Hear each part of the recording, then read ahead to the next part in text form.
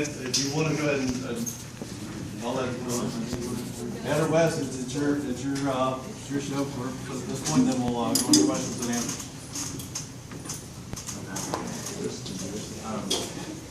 We work for Brookside. Can you stand up? I'm sorry, it's really hard to see. Certainly. Thank you. We work for Brookside. We're two of the multiple owners that make up Brookside. Brookside, as you all probably know, is at its conclusion about 1,000 homes on 1,000 acres. We're about halfway through that currently at 500. The area that is most readily adjacent to Grapewood is section 15, page 15 of Brookside.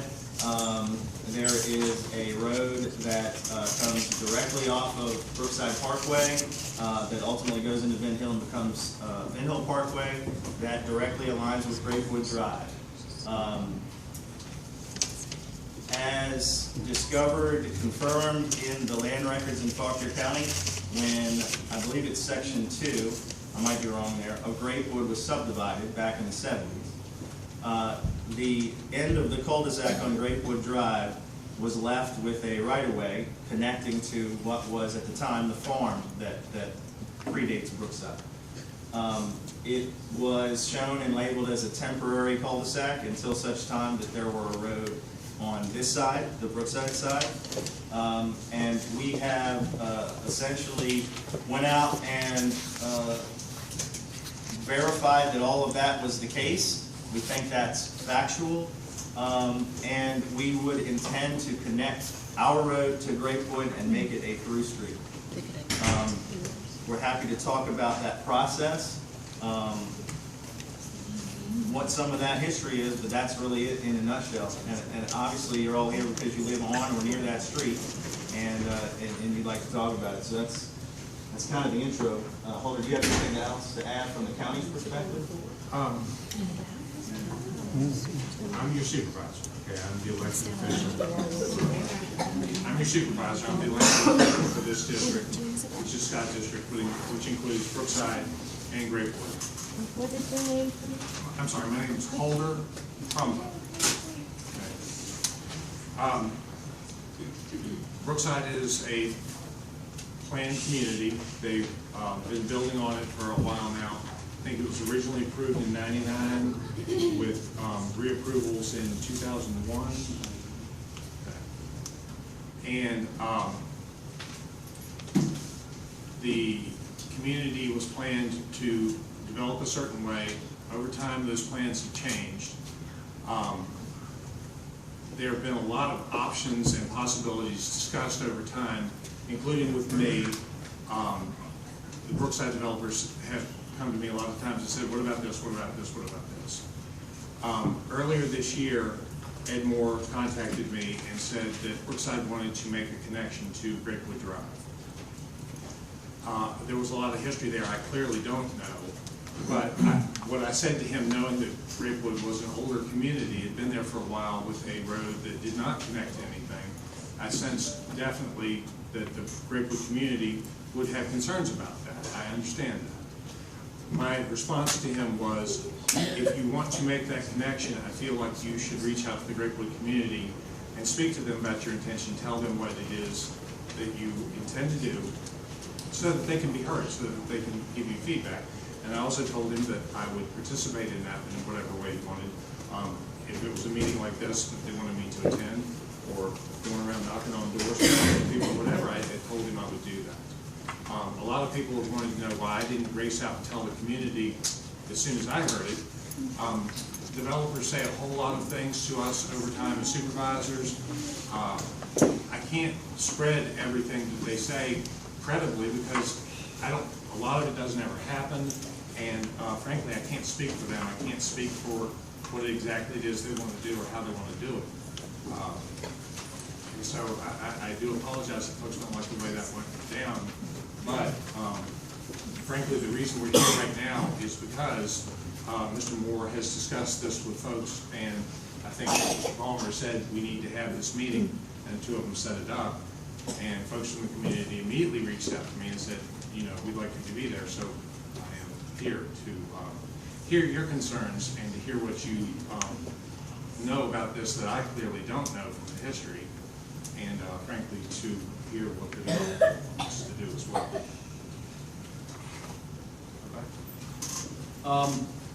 With that said, there's been a lot of questions and comments and concerns. So we can either take them one by one as people want to talk about them, or I can go through a few of the key highlights that everybody has said that they want to know about. One, basically what you're telling us is your intention is to cut through. So as I had told everyone before, we didn't know for sure if it was going to happen, not going to happen. He's here today to tell us he intends to cut through.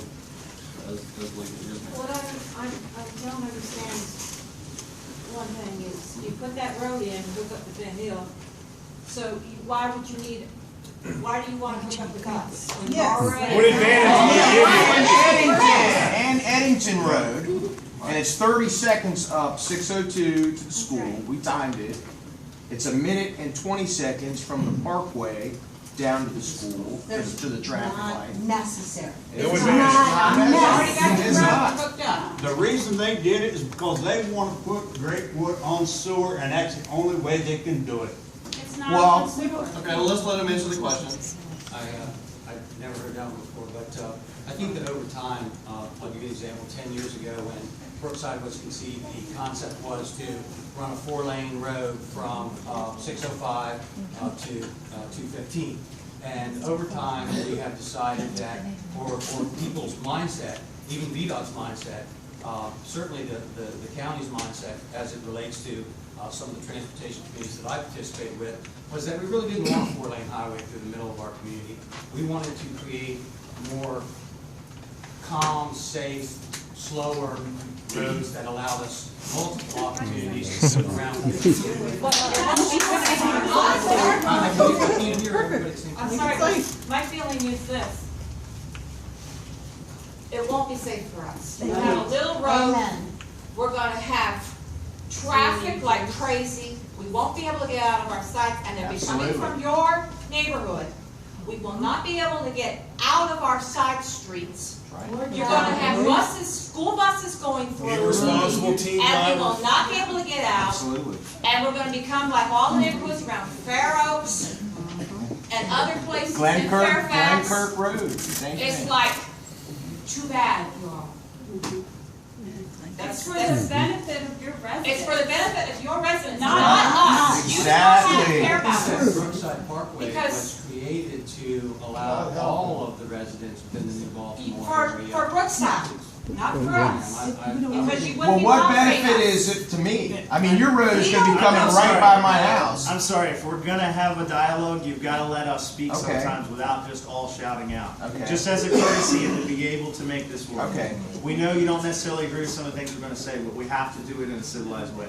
Thank you. Okay, I have a question. What is the benefit to me where your road is gonna come right to my house, right next to my house? What benefit is to me? I'm not I sure. have nothing in Brookside that I have to go cut through and go see. I mean, I wanna get out of my neighborhood. It's the benefit of Brookside. What are the benefits to us? Tell us I that. think that New Baltimore will continue to grow as a community, even as Van Hill continues to grow, and the opportunities to participate in some of those activities, ball fields, recreation facilities, walking, hiking, biking trails. We already have that. Okay, I'm not. We already have Okay, that. okay, listen. We need to let them answer, and then we'll go, then we'll moderate and go to another speaker. If we can do this, we can get it through, because otherwise, this is gonna be unproductive. So if you don't mind, I'll be the moderator, I'm not good at it, but we're gonna do it that way, because otherwise, this is gonna go nowhere. And you all want it to go somewhere, so let's do it the right way. Yes, sir. I got a question for Mr. Trumbo. First of all, I would like to know sometime throughout this meeting, what is the timeline for this road to be cut through? And what is the responsibility as a supervisor do you have to let us know the timeline impact? I mean, the road's gonna be wide, are you putting sidewalks in, speed bumps, anticipate traffic, things like that. And my concern is major is, what is the county's or local government's role and responsibility to us as community members to have say-so in this? Is it a done deal? Is there anything we can do about it? And just know the ground truth. Yeah, very good. If we can answer, that'd be great. Great, that's a very fair question. To my understanding, okay, I've done as much research as I could to find out what the legal parameters are on this, okay? And what there is a right-of-way that goes all the way from Route 602 to the property that, the property line at Brookside, okay? It seems, doing the research, like there was an intention to connect that, okay? It says on the deed book, you know, that this cul-de-sac, this particular one, will be vacated when the connection is made to the next property. And in the approval resolution from 1985, I believe, where the county basically committed to build public streets or get the developer to build public streets that would be turned over to VDOT, it also says in that document that that particular cul-de-sac is a temporary cul-de-sac. In other words, with the intention that it would be connected. And as far as anybody on the county side knew, I think that's all we knew about, okay? A lot of folks have said that there was a meeting at C. Hunter Ritchie Elementary School a few years back between someone from the Board of Supervisors and the developer of Brookside at that time, who was Ed Miller, and I believe it would have been Supervisor Larry Weeks, although I'm not for sure, I wasn't there, I don't know that. And that your community felt that an agreement was reached that this connection wouldn't be made, that your community would not be connected, okay? We have searched the records, the county's records of actions taken, and there's no recorded action connected to that meeting, okay? There's no recording of that meeting. I'm sorry, I'm just telling you what I know here, okay? For the Board of Supervisors to take a binding action, there has to be a vote, there has to be a recording of that vote, okay? I don't know what happened. I'm not here to throw someone from 17 years ago under the bus. I can't speak to it, I don't know. What I can tell you is in the records that we have, there's no action taken to eliminate that connection. And a lot of people said, well, when did the deal change? There's not been any action taken to reverse an agreement, because there wasn't an agreement to reverse, okay? So as it stands, by county standards, this looks like a by right connection. In other words, the developer can come and say, this connection was planned to be available to us, we'd like to connect to it, okay? And so it doesn't rise to the Board of Supervisors level for approval. In other words, we don't have to sign off on this or anything like this, because it's a planned development with approvals, and they want to make this change to make this connection. They just go to staff and they submit a plan, okay? Timeline, I don't know about. They would have to speak to what their timeline might be. To me, there are a lot of questions that are not answered necessarily. The one about whether the county has a legitimate or legal right to stop this thing, I do not know. I honestly can't tell you. I've asked my legal counsel this, and I just don't want to lie to you. I don't want to say to you, yes, we have the ability to stop this when we don't, or no, we don't have the ability to stop it if we do. We are looking at that and trying to figure out what the legal parameters are, okay? Frankly, Ed Moore never had to tell me he was even going to make the connection, or anybody else. They could have just submitted and tried to just do it. I frankly think they did just because they, wanted to let people know and give that courtesy of talking to us. You haven't answered this question. Okay, what's the question? Which was, how is this going to benefit us at Grapewood? Isn't that what you said, sir? You want a timeline? Well, I can't tell you the timeline. They have to tell you what, their submission schedule is. And what happens when you submit something like this is it's got to be reviewed, people review it, and they come back and you either make improvements if they're needed. I don't know. Okay, to the question of how is this going to benefit you? If I lived in Grapewood, I would see this as a very bad thing in my life. I understand. Absolutely. You know what this is? Wait, let me just say this. This is just the big ass houses that are more expensive than our houses. They want to have a way to put their traffic through our community. It's not right.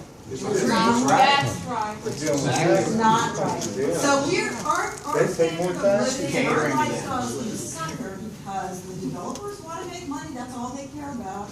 And the people that are living in these houses, they want everything their way. There's no reason to have that parkway in Green Village. There's And absolutely the no bumper things, the traffic bumper things, that were in Paddock Road, they're gone. Speed bumps. They're not permitted by VDOT. They have to be taken out. VDOT does not allow them for snow plowing reasons. We'd love to have them back.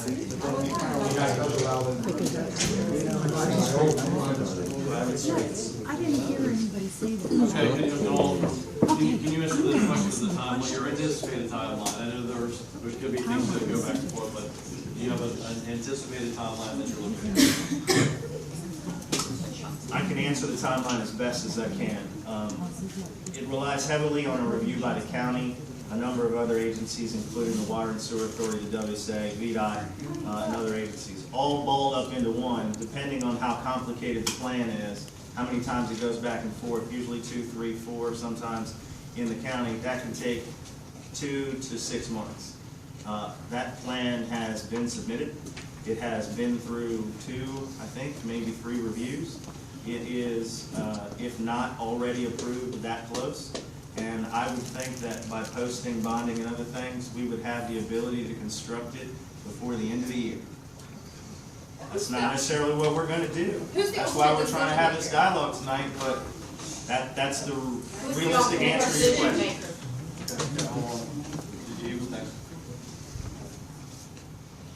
Three things. First, it was my understanding that there was an agreement between Grapewood and the Board of Supervisors at the time that the high school was put in, had lights installed at the high school, that Grapewood would never become a booster at that time. Whoa.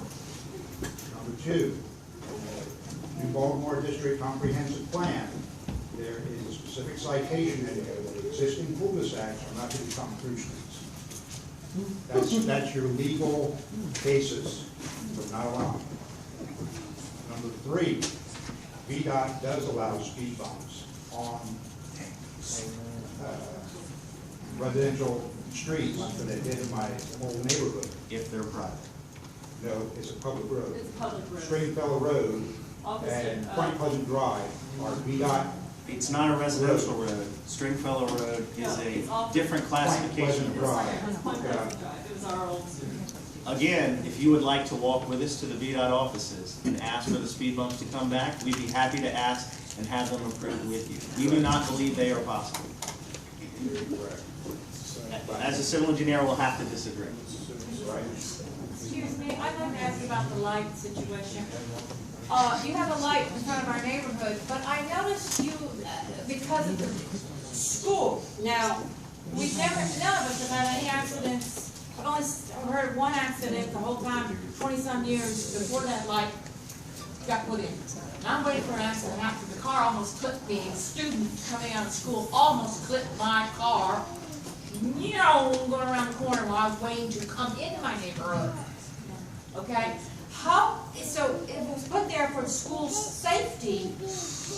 How come there's no light up here in front of this school? Or in front of the entrance to this neighborhood? Good point. How come we're being stuck with the light, but you don't have a light where it's dangerous too? Riley Road is very, very busy and very, very dangerous. Just as dangerous as 602. It's very curvy too.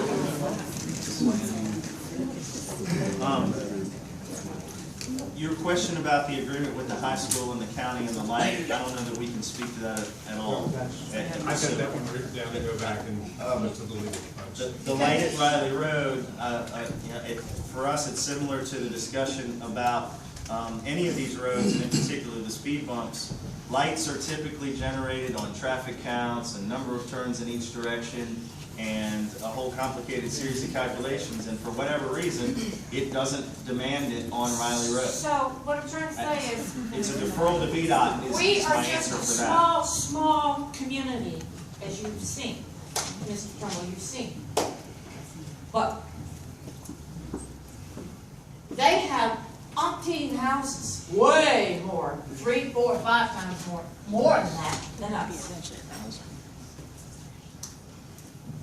They have a school, we have a school. a tiny little community with hardly any traffic. They're huge. They don't, but they don't have any traffic. We're the ones with the traffic. Yeah, you're not. That light was getting. Why don't they have a light at the school? Let's move on to the issue. We'll have to table that, because that's a VDOT question as well, so we'll go to that. Well, it's put in here because. My question is, the back end of Grapewood, we have a homeowners that we're required to have by the county, mainly for the purpose of paying the insurance on that pond. Now, you're gonna put a lot more traffic through there, so we're gonna have a lot more people. Our insurance rate's gonna go up. Are you gonna take over that responsibility? What does a homeowner mean? I don't understand what you're saying.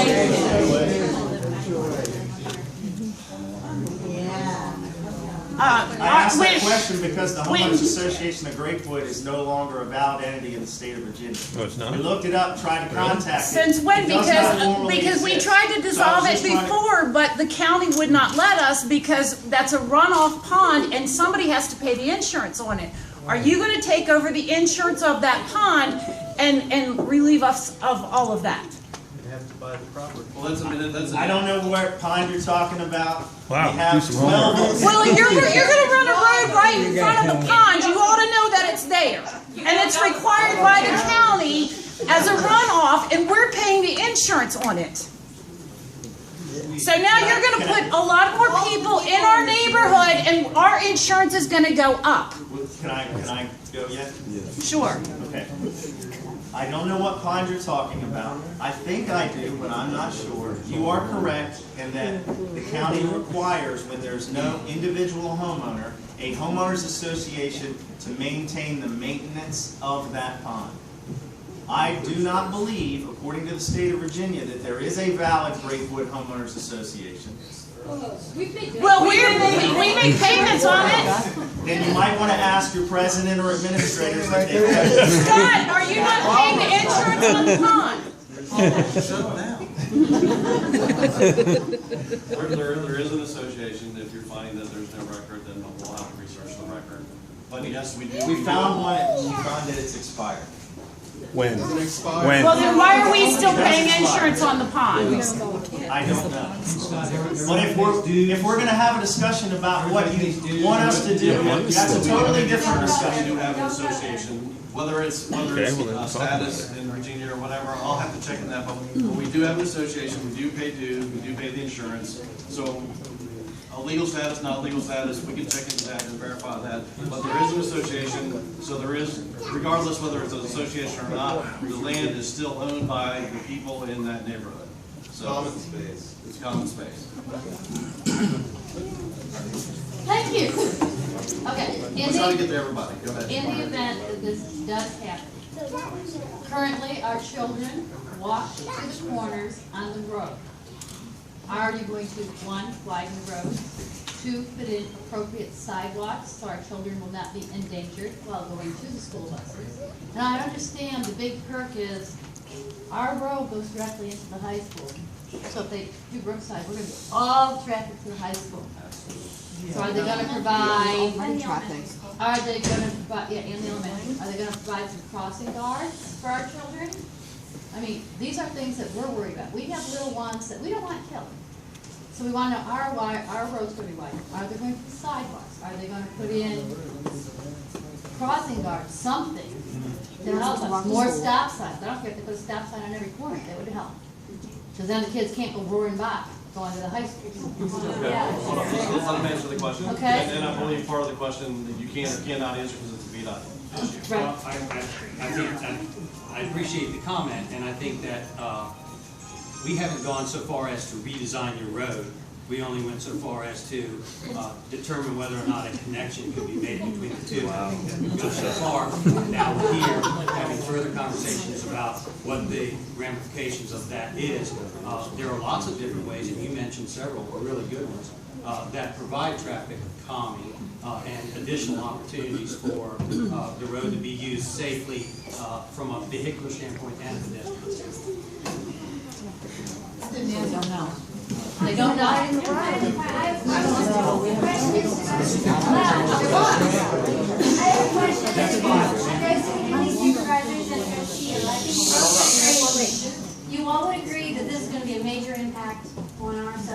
They don't care. number one. And I have not heard how we are supposed to benefit from it. So I'm gonna ask a third question to Mr. Trumbo, and that is, have there been environmental studies done on the impact on our Grapewood subdivision? The noise, the pollution, the traffic, litter, all of it. There's been no environmental studies that I'm aware of. You didn't tell me there was any.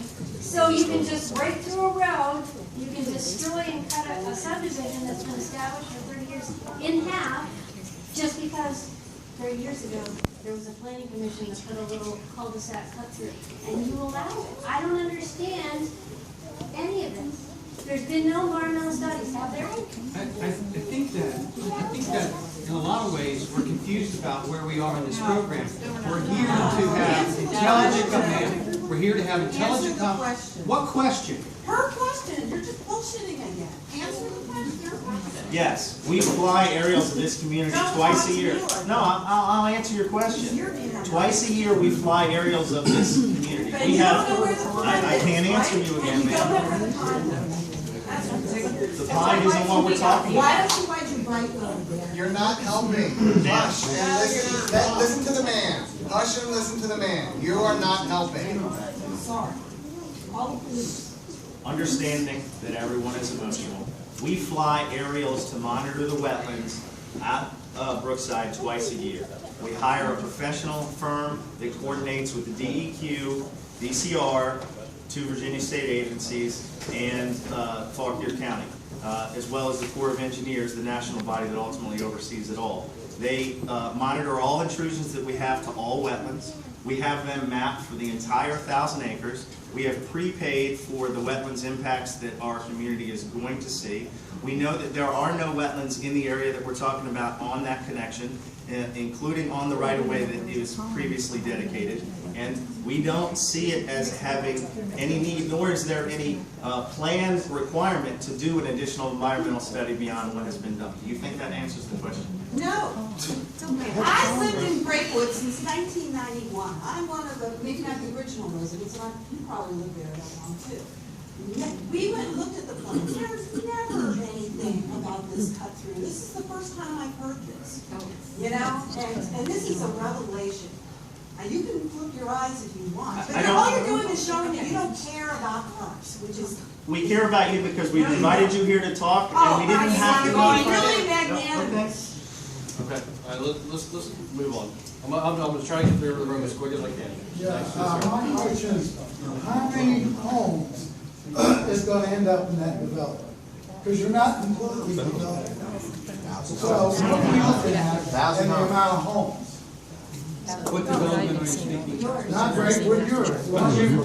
Brookside, I'm sorry. When we started, as part of Wes's intro, we are one lot per acre. We're 1,000 homes on 1,000 acres. So you're going to have, And we're halfway, give or take. so you're eventually going to have 1,000 homes. Okay, you got 1,000, you're going to start out in the morning, probably 90% of both neighborhoods commute out early in the morning. Now, how far do you think that's going to back up in the morning?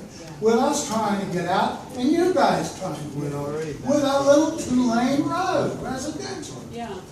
You're going to sit there and probably wait a half hour just to get out of your neighborhood and get to the main street. Yeah, we already did that. Well, then you figure double that. So you wait an hour to sell a little residential street that you should be able to get out in 5-10 minutes.